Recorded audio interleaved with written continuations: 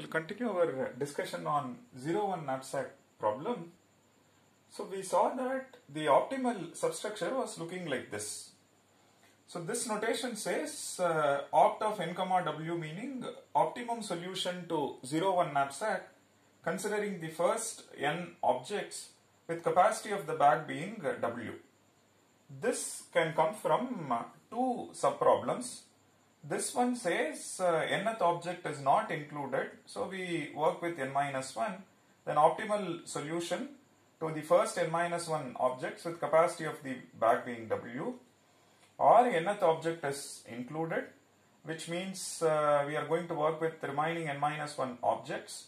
Having included nth object, weight is modified to w2 w minus w1, and we get a profit of Pn. In case nth object is more than the capacity of the bag, then it cannot be considered. We have to work with the remaining objects. And it is so interesting that this itself gives us recursive subproblem, and instead of n, it's going to be a variable I, and I comma w, ith object is not included, ith object is included, and weight is updated, profit is included. Now we start calculating these values for various values of I, and finally we return opt of n comma w as our solution. And if we backtrack, we can find out at each iteration which object was included, and along with the value we can also output the set as well, which objects are included. Now we shall see why this candidate, or why this problem is a candidate problem for dynamic programming. And it satisfies optimal substructure. Does it satisfy overlapping subproblem as well, which we shall see now. Let's consider this input.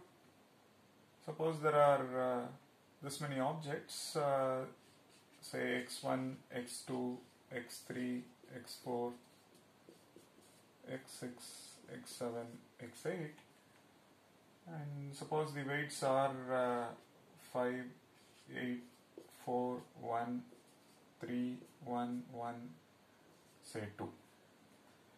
And these are all weights, and some arbitrary set of objects and arbitrary values for weight, profit say 10, 25, 15, 5, 30, 10, 20, 50.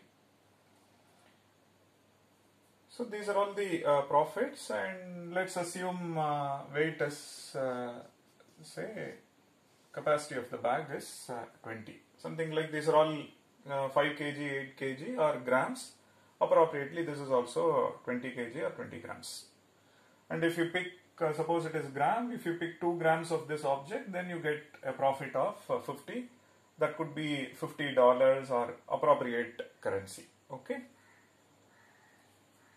Now what is that we are interested in? We are interested in finding opt of, there are 8 objects and capacity of the bag is this. What is this? Optimal solution considering 8 objects x1 to x8 with capacity of the bag being 20. This will only tell you what is that value, but one can also construct the set of objects included into the solution. As you can see, at the first level, nth object is included or nth object is not included. If nth object is not included, then in the next level it is going to be opt of 7, 20. Weight is not modified. If nth object is included, we will not consider 8. We will work with first n minus 1, and from weight will be updated 20 minus 2 because we have included the 8th object. Okay, so this is opt of 7, 18. Now let's look at this. The next level we may include 7th object, we may not include, so this becomes 6, 20, and this becomes opt of 6 comma 20 minus 1, seventh object is included, so 20 minus 1, so which is opt of 6 comma 90, correct? So on the other side you see that it is opt of 6 comma 18, and other object is opt of 6 comma 17, 18 minus 1. So seventh object is not included, seventh object is included, so weight is updated and we will be working with the first 6 objects. And this side it is going to be opt of 5 comma 20, and this side it is going to be opt of 5 comma, and which object is included? Now it is sixth object, so it is going to be opt of 5 comma 90. And this one over here you will see it is opt of fifth object, first 5 objects, then 19, which means sixth object is not included, or opt of 5 comma 19 minus sixth object is included, so we get this, which is opt of 5 comma 18. Now this one at the next level, this becomes opt of 5 comma 18, and this one it becomes opt of 5 comma sixth object is included, this becomes 17. And this one at the next level, opt of 5 comma 17, sixth object is not included, or sixth object is included, then it becomes 5 comma 16. So from this level when we come down, this says 8th object is not included, so which means we are going to work with first 7 objects, so opt of 7 comma 20. This says 8th object is included, so which means opt of 7 comma modified weight, which is 18.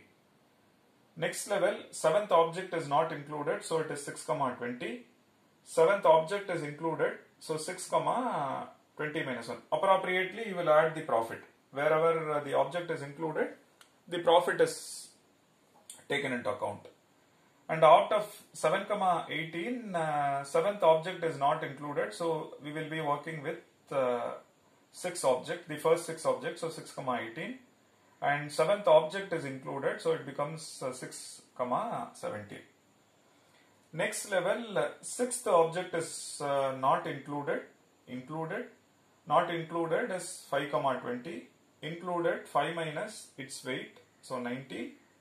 Then opt of 6 comma 19, 6th object is not included, it is included, and again 6th object is not included and included, 6th object is not included, 6th object is included. Now like that you continue. Next level you will start discussing about the 5th object, whether included, not included, and so on. So, and interestingly you see that this one, this entire subtree, now we will focus on 4th object, 3rd object, and so on. This subtree and this subtree are one and the same. Okay. Similarly, this subtree, opt of 5 comma 18, and this subtree are one and the same. On the similar line, this subtree and this subtree are one and the same. So that clearly shows if this subtree is solved, we don't need to recompute this. This is just an example. So if you have many more objects, we will see that as we go down, we start seeing more and more overlapping subproblems. At 3rd level itself, we see 4 problems. And so this and this are one and the same. You compute once and reuse the solution, So when we encounter this subproblem, we can simply take this solution. We don't need to recompute this entire recursion subtree. And if this is going to be brute force or simple recursive solution, then we will be recomputing this again. Very similar to what we did for NCR and Fibonacci number, nth Fibonacci number. On the similar line, this subtree, this subproblem and this subproblem are one and the same. We compute this once and store it in a table so that we can reuse it when this subtree is encountered. On the similar line, compute this, reuse when it appears again. So we see that at least through this example, it is clear that this problem is having overlapping subproblem property, and it is a clear candidate problem for dynamic programming. So our idea is we compute once and then store it in a table, and when the same problem appears again, subproblem appears again, we use the solution. Fine. Now for an example, we will tell you how to calculate and update. Then we will compare the complexity of brute force approach and dynamic programming.